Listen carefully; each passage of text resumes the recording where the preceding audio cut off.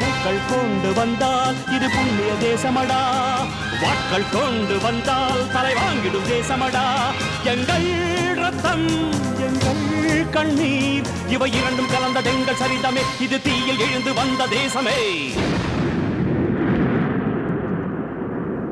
தலை கொடுத்தார் அந்த அனைவருக்கும் தாயகமே எங்கள் முதல் வணக்கம்.